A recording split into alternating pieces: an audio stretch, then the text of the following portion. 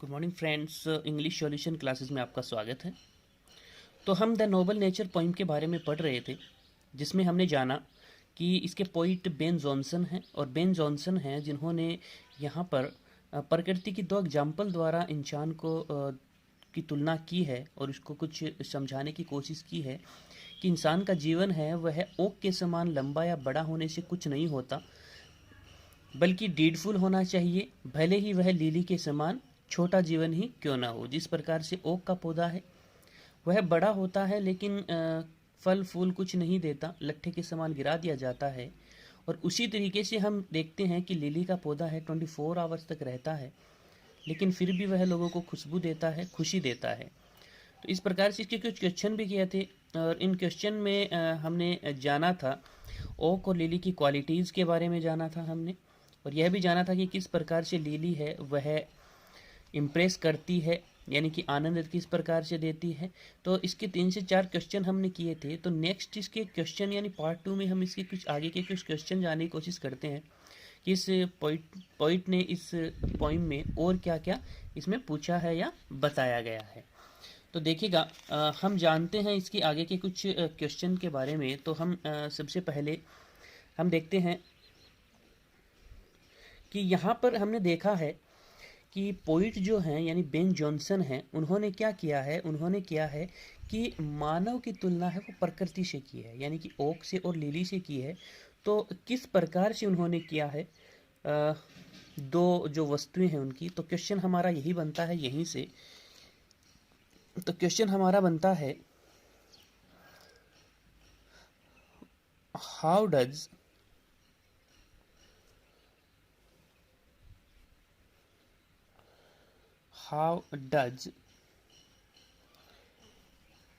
the poet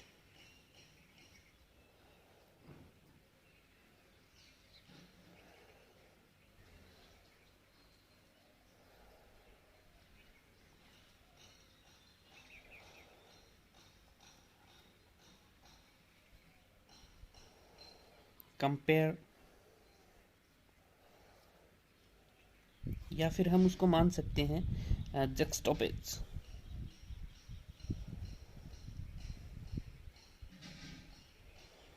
juxtapose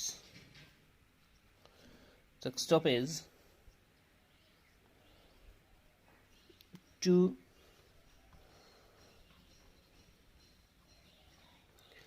objects of nature with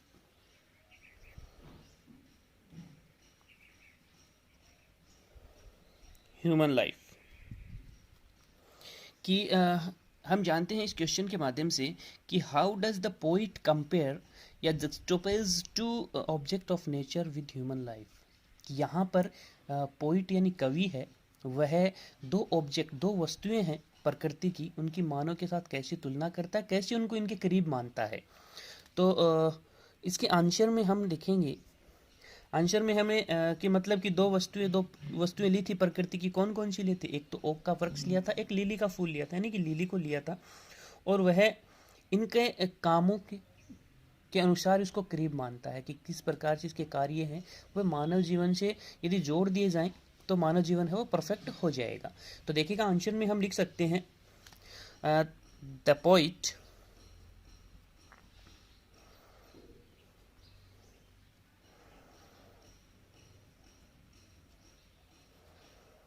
juxtapose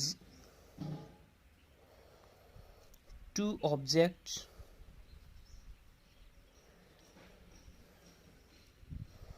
of nature। क्या था वो? Number 1 था एन ओक, और नंबर 2 क्या था इसका? ए लिली। क्यों था? ए lily.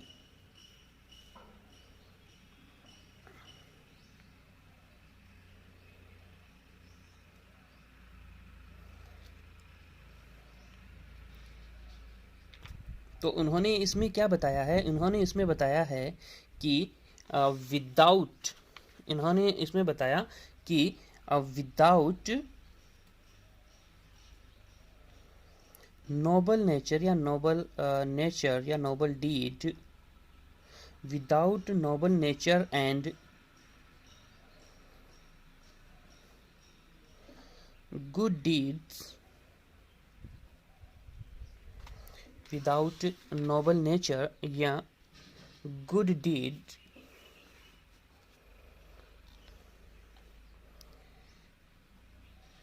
living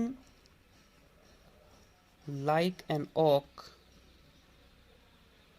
is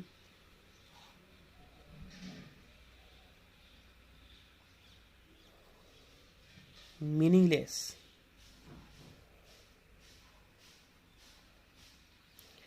Short life with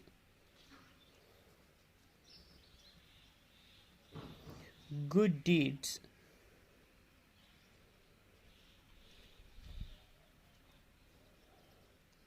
like a lily is meaningful. So इसमें जो पोइट हैं उन्होंने यही समझाने की कोशिश की है कि उन्होंने दो ऑब्जेक्ट लिए हैं, एन ओक और लिली का. Without noble nature and good deeds living like an oak is meaningless. उन्होंने कहा है कि आपके कार्य अच्छे नहीं होंगे तो भले ही आप ओक के समान जीवन जी लें, लेकिन वह भी मीनिंगलेस यानी अर्थहीन होगा. Short life with good deeds like a lily is meaningful. भले ही आपका जीवन छोटा हो लिली के समान, लेकिन अच्छे कार्य हों उसमें तो वह मीनिंगफुल होता है, यानी अर्थ के, यानी कि इसमें जीवन का अर्थ है वो निकलता है. तो देखिएगा तो ये क्वेश्चन था इसमें. और अब हम इसके नेक्स्ट क्वेश्चन की तरफ चलते हैं. तो हम जानते हैं कि इसमें बेन जॉनसन जो थे उन्होंने लिली को एक लाइट का पौधा है वो माना है. लेकिन क्यों माना है, किस प्रकार से माना है, जिसमें हम जानते हैं कि इसके क्वेश्चन है. क्वेश्चन में हम लिख लेते हैं, चलिएगा. व्हाई डज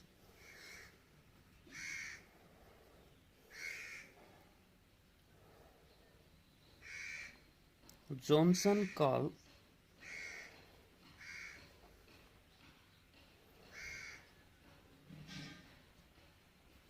the lily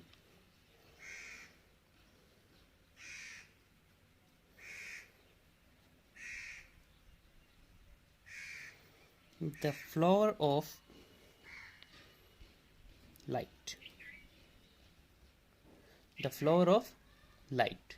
किस प्रकार से उन्होंने उसका लाइट का यानी कि प्रकाश का पौधा है वो माना है. तो इसके आंसर में हम लिख लेते हैं कि किस प्रकार से माना है. उन्होंने किस प्रकार से माना है. देखिएगा एक चीज़ है, जब वाई से क्वेश्चन स्टार्ट हो आपका तो आंसर इसको बिकॉज से स्टार्ट करना है. ठीक है, आंसर इसका किससे स्टार्ट करना है, बिकॉज से स्टार्ट करना है. तो क्यों माना है, किस प्रकार से माना है, तो इसमें है कि because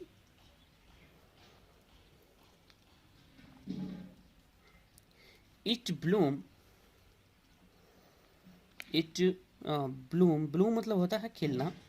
it blooms during, it bloom during the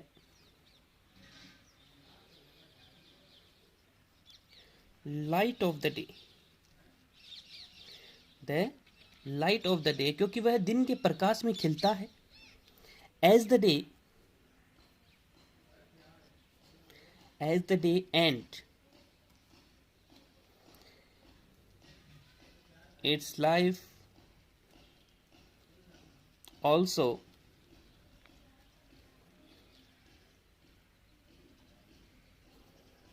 comes to an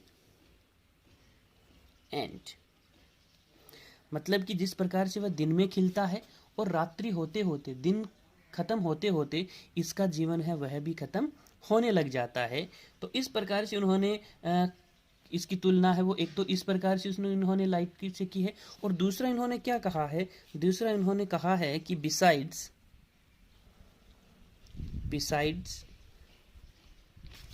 it spread Besides, it spreads joy. It spreads joy. That is also a symbol of light. तो इन्होंने दो तुलना है, यानी कि किस प्रकार से माना। एक तो क्या है कि वह पौधा है, वह लाइट में यानी कि दिन में खिलता है, इसलिए उसको लाइट का माना है। और दूसरा है कि यह सिंबल है, यानी स्प्रेड जॉय, आनंद फैलाता है, इसलिए इसको लाइट का प्रतीक यानी प्रकाश का प्रतीक है, बेन जॉनसन ने इसको माना है। तो ये दो क्वेश्चन हो गए थे इसके कि किस प्रकार से इसके बारे में उन्होंने बताया है।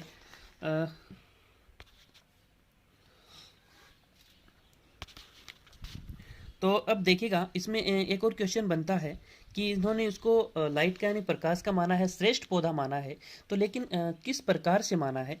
तो क्वेश्चन हमारा तीसरा इसमें यही बनता है कि हाउ इज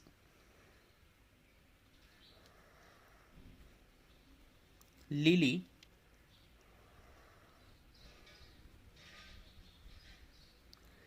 बेटर देन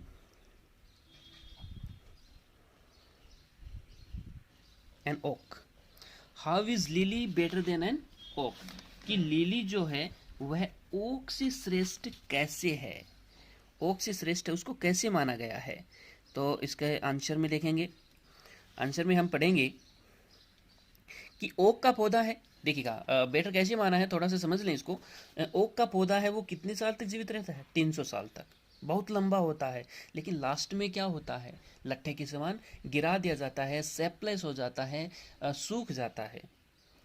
लेकिन दूसरी तरफ हम देखें, लिली का फ्लावर है वो 1 दिन तक जीवित रहता है, लेकिन वह खुशी देता है, इसकी एक सुंदरता है, लोगों को खुशी देती है। सो हम कह सकते हैं कि लिली है वह ओक से ज़्यादा बेटर है। तो देखिएगा हम करते हैं इसका आंसर में, N okay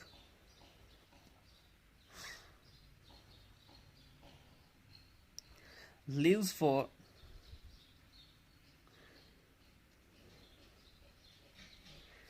300 years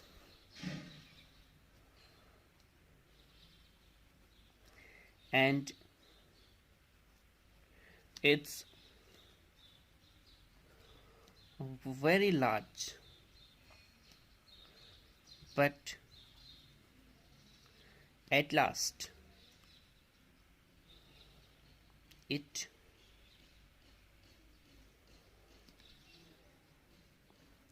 falls like a log. It falls like a log. It falls like a log. Dry. सूख जाता है, लट्ठे के समान गिरा दिया जाता है।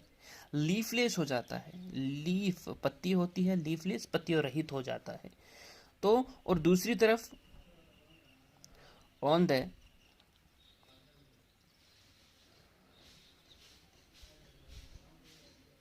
Other hand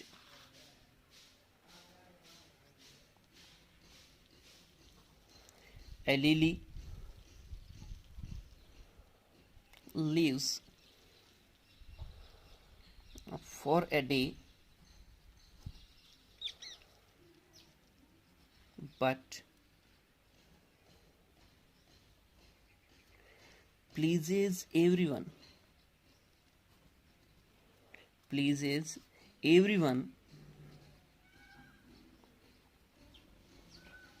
with its beauty. Pleases everyone with its beauty. So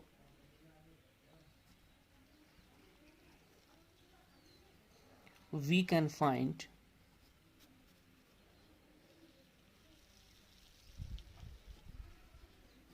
lily is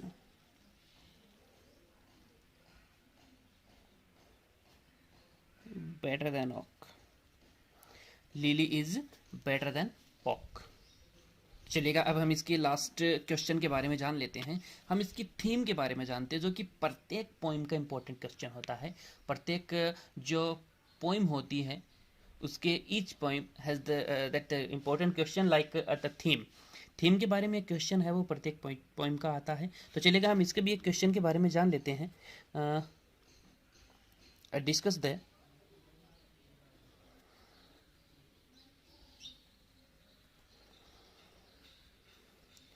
theme of the poem.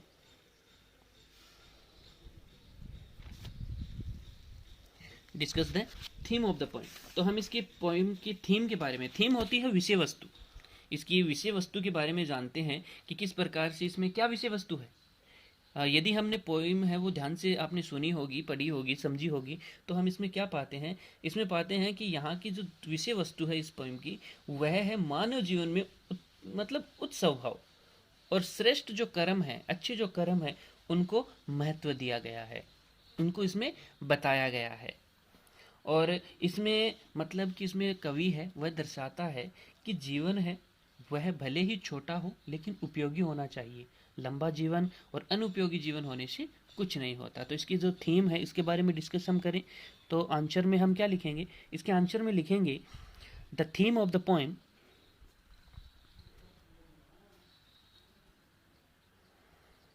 the theme of the poem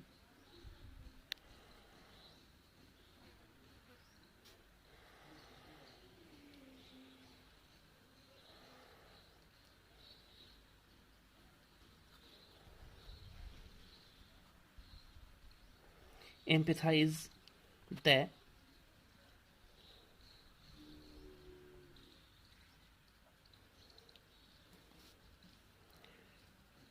importance of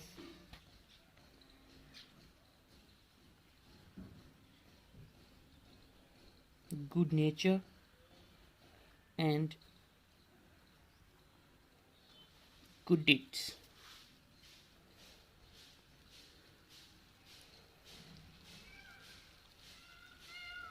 In the poem,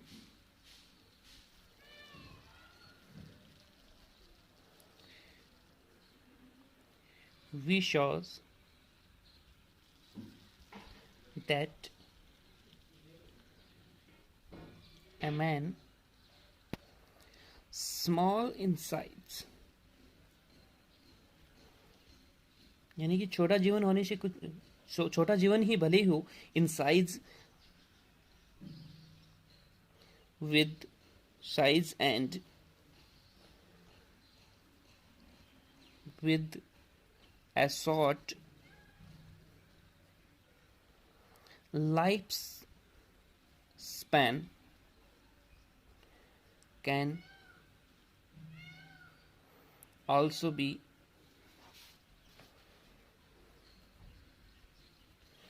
great and attractive. Great and attractive, like a lily.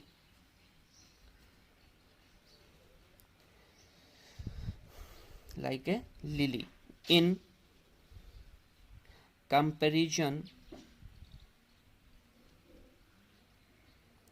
to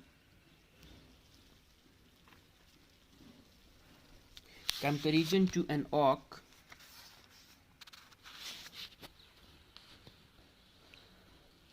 tree which lives for a longer period without use, which lives long time